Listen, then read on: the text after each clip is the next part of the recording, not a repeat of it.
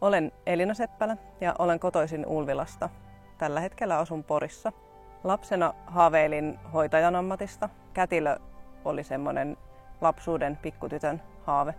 Peruskoulun jälkeen hakeuduin lähihoitajakouluun. Lähihoitajaksi valmistumisen jälkeen lähdin vanhustyöhön. Ensin olin Tampereella, sitten muutin Kankaapäähän ja sain vakituisen työpaikan vanhainkodilta. Hoitajan ammatti oli se, mikä tuntui omalta, enkä osannut ajatella, että olisi mitään muuta vaihtoehtoa. Olin lähihoitajatyössä joitakin vuosia ja työn ohella opiskelin sairaanhoitajaksi. Valmistuin vuonna 2012 ja sen jälkeen lähdin erikoissairaanhoitoon töihin. Sisätautien vuodeosastolla olin vuoden verran ja sen jälkeen pääsin mun unelmapaikkaan teho-osastolle töihin. Ja se työ oli se, mistä tykkäsin ja mitä olisin halunnut tehdä. Mulla on ollut kuulovamma lapsuudesta asti toisessa korvassa ja sairaanhoitajan työtä tehdessäni teho-osastolla kuulovamma tuli myös toiseen korvaan, jonka jälkeen on ollut kuulokojeiden varassa työtä tehdessäni. Sairaanhoitajan työ käy raskaaksi, kun taustalla on koko ajan taustahälyä, meteliä ja pitäisi pystyä keskittymään samaan aikaan siihen, mitä potilaiden kanssa tehdään. Koin olevani kovin väsynyt työpäivien jälkeen ja otin yhteyttä kuntoutusohjaajaani.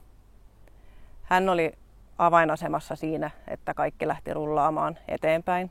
En ollut ikinä edes ajatellut semmoista vaihtoehtoa, että voisin lähteä uudelleen kouluttautumaan.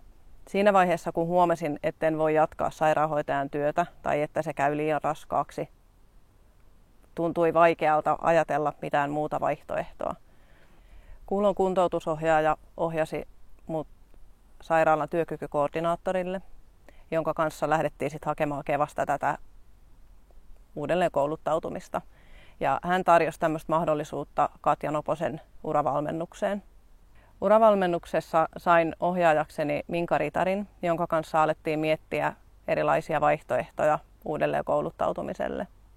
Mulla oli aika selkeä mielikuva jo itsellä, että luontoon liittyvän ammatin haluaisin. Oli tehnyt jo sitä prosessia jonkun aikaa itsekseni.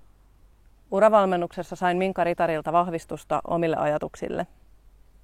Hän tuki minua niissä ajatuksissa, mitä minulla jo oli, ja kartoitettiin yhdessä omat mielenkiinnon kohteet ja sitä kautta mietittiin tätä asiaa. Päädyttiin siihen, että lähden kouluttautumaan tai hakeutumaan metsätalousinsinöörin opintoihin. Asiat eteni loppujen lopuksi hyvin ja muutaman kuukauden jälkeen olin sitten jo valittuna metsätalousinsinöörin opintoihin. Opinnot on edennyt ajallaan. Keväällä lähdin ensimmäiseen työharjoitteluun Karhuforestille ja siellä on nyt sitten jatkanut työharjoittelun jälkeen töitä niin, että muutama päivä viikossa. Avainasemassa siihen, että olen nyt tässä tilanteessa, missä olen, niin on kuulon kuntoutusohjaaja sairaalasta, työkykykoordinaattori ja Katja Noposelta Minka Ritari. Niille, jotka ovat samassa tilanteessa ja miettii, että mikä on elämän suunta ja on kohdannut oman terveyden menettämisen jossain määrin, niin haluaisin sanoa, että usko itseensä ja ota apu vastaan silloin, kun sitä on tarjolla. Asiat järjestyy kyllä, kun pikkasen tekee niiden eteen töitä ja miettii rauhassa, mikä olisi sitten se uusi vaihtoehto. Tulevaisuuden odotukset työelämän suhteen on aika selkeät. Toivon, että työllistyn metsätalousinsinöörityöhön ja elämältä odotan ennen kaikkea terveyttä. Sitä, että voi jatkaa elämää tasaisesti lasten kanssa. Ei ole mitään suuria haaveita.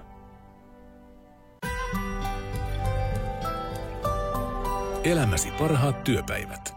Katja Noponen Oy.